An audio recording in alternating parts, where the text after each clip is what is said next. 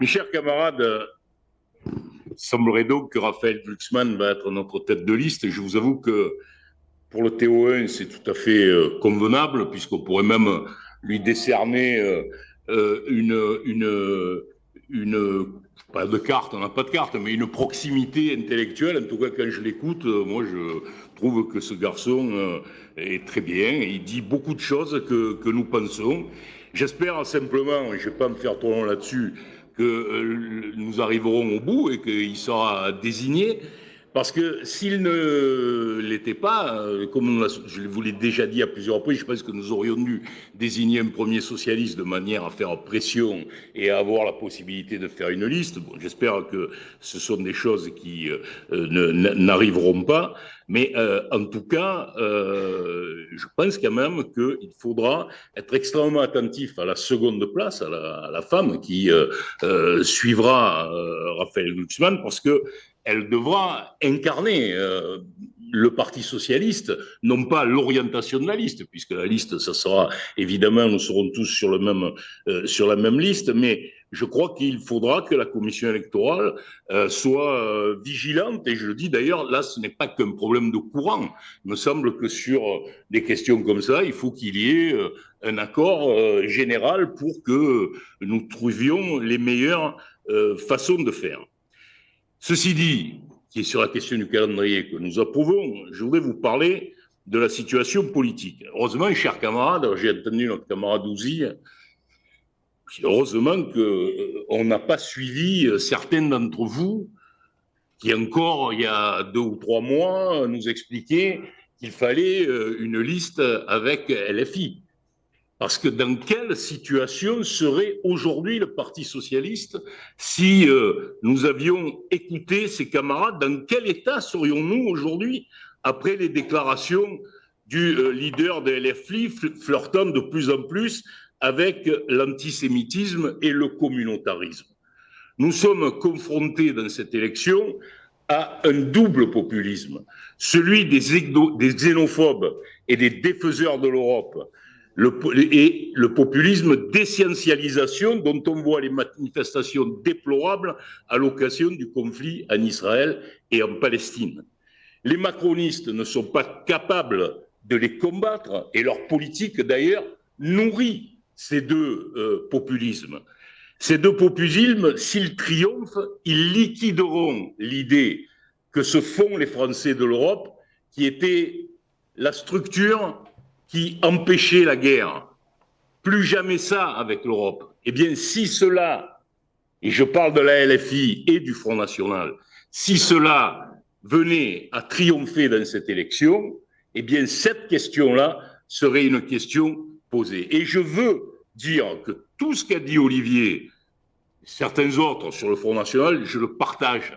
Et je pense que nous sommes tout à fait, Pierre, à parler de choses très précises. Et nous sommes tous sur cette position. Mais nous ne pouvons pas faire, au moment où nous allons aborder cette élection européenne, comme s'il ne se passait rien à gauche, comme si c'était un détail ce que nous voyons, que c'était des gens qui dérivaient, mais qu'il fallait continuer. Non. Je crois que David l'a exprimé, d'autres l'ont dit. Il y a un moment où il faut que nous clarifions. La LFI a choisi depuis longtemps de remplacer la lecture traditionnelle de la gauche du monde et des sociétés, celle, chers camarades, que nous avons tous appris, qui est la question des classes sociales, par une lecture qui juge les gens au regard de leur origine ethnique ou raciale et qui impose une vision qui divise les sociétés entre les dominants qui seraient issus des peuples colonisateurs et les dominés qui sont issus des peuples qui ont été colonisés. C'est ainsi qu'il faut comprendre les positions politiques de la LFI qui croit que les Français de culture arabo-musulmane sont le nouveau prolétariat sur lequel on s'appuiera, ils s'appuieront pour prendre le pouvoir. Ne vous trompez pas, cette ligne sera celle de la liste LFI à l'élection européenne. Et c'est une orientation qui est à l'opposé de la position universaliste du Parti socialiste. C'est une position qui nous conforte dans l'idée que nous devons continuer le programme excellent que nous avons voté ce soir, le fait, oui, il faut faire progresser tout le peuple français, quelles que soient ses origines et quel que soit l'endroit où il habite, et il faut cesser avec l'essentialisation de nos concitoyens issus de l'immigration. C'est d'ailleurs se tromper profondément sur le désir de ces Français qui habitent dans les quartiers populaires. Je me tourne vers les nombreux élus locaux qui sont ici. Ils savent bien, ces Français, qu'est-ce qu'ils veulent? Que leurs enfants aient une bonne école, qu'ils puissent se loger, qu'ils aient un travail et qu'ils acquièrent de la culture. C'est ça leur volonté. Ce n'est pas de crier Allah Akbar ou de soutenir des mouvements et de tomber dans la religion. Je vous dis ça parce que si nous avons cru à un moment que la campagne européenne serait à fleuret moucheté entre notre liste et celle soutenue par Mélenchon, il n'en sera rien, parce que la bataille qu'il nous impose est entre la ligne européenne et socialiste. Ça sera obligatoirement une bataille contre ceux qui veulent essentialiser les Français en fonction de leurs origines. Dans cette bataille, nous avons besoin de toute notre famille, tous les socialistes du parti, mais nous devons aussi profiter que cette bataille est idéologique pour l'utiliser, pour rassembler tous ceux qui sont à l'extérieur aujourd'hui du Parti socialiste. Parce que ceux qui partagent avec nous notre histoire et nos convictions européennes, ceux qui, bien sûr, partagent notre universalisme, ceux qui n'ont pas renoncé à dire que la laïcité est le fondement, comme l'égalité, de la société républicaine. La question n'est pas de créer une polémique sur la composition de la liste, qui serait désagréable et mauvaise, d'ailleurs, pour notre dynamique. La question, c'est de devancer les polémiques en exprimant clairement cette volonté de rassemblement avec tous. Et moi, je le dis, j'ai le souvenir d'un meeting à Lyon aux dernières élections européennes. Olivier était là, Pierre était là, Hélène était là, et on était bien contents que l'ancien Premier ministre Bernard Cazeneuve soit venu. Et beaucoup se sont accordés à dire que c'est ce jour-là que la liste a pu dépasser le stade qu'on lui promettait.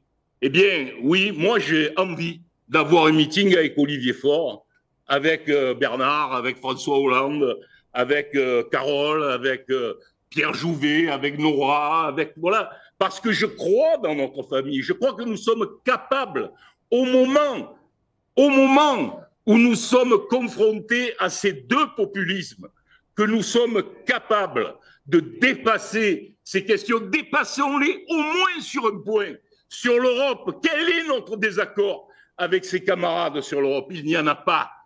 Donc, mes chers camarades, je termine en vous disant, et j'ajoute une petite idée, mais soyons assez intelligents et soyons assez organisés pour ne pas nous faire imposer par la tête de liste que nous allons désigner ce rassemblement.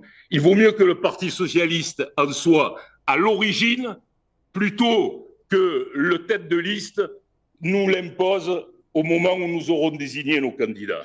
Choisissons la dynamique en nous appuyant sur notre engagement européen et à gauche en étant la liste dont chaque voix sanctionnera le populisme du Front National, les dérives mélenchonistes, et qui offrira la perspective au peuple français en rejetant l'extrême droite dans les poubelles de l'histoire. Et c'est un moment essentiel, Olivier, et je te l'ai dit à plusieurs reprises, il te sera compté positivement si les choses se font dans ce sens.